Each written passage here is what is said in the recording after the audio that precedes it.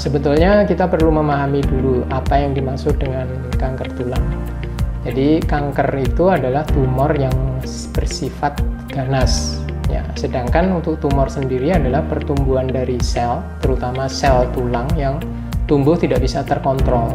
Jadi untuk menjawab apakah pijat itu akan bisa menyebabkan kanker tulang, itu kita perlu melihat dulu apakah si pasien itu sudah ada benihnya atau istilahnya bibit. Nah, bibit atau benih tumor tulang itu memang sulit untuk dideteksi ya, tapi biasanya kita bisa melihat dari faktor-faktor keturunannya, misalnya nenek moyangnya, ayahnya, ibunya, atau pamannya, tantenya ada pernah menderita kanker. Bukan hanya kanker tulang, itu bisa menjadi suatu potensi untuk terjadinya kanker tulang. Nah, sedangkan pijat sendiri sebetulnya itu adalah manipulasi ke tubuh kita, di mana dengan pijat itu sebetulnya ada efek seperti vaskularisasinya akan meningkat, kemudian otot yang spasme atau yang kaku akan menjadi lentur.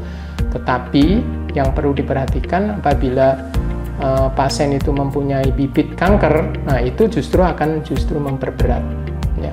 Dengan dipijat akan menyebabkan angka kejadian metastase atau penyebarannya cukup tinggi, sehingga itu yang perlu diwaspadai. Nah, sedangkan untuk mendeteksi suatu kanker tulang itu adalah sangat sulit.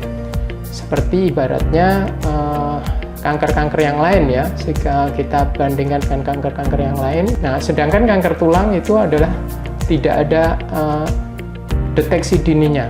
Yang perlu kita waspadai atau segera datang ke tenaga medis atau ke dokter itu apabila gejala nyeri tanpa sebab. Ibaratnya kalau nyeri karena jatuh dan bahkan mungkin sampai patah itu pasti akan nyeri.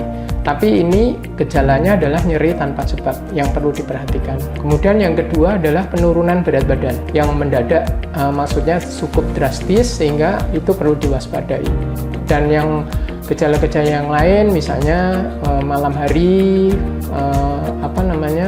demam yang meskipun tidak demam tinggi, itu salah satu gejala dari kanker, terutama kanker yang berhubungan dengan kanker tulang.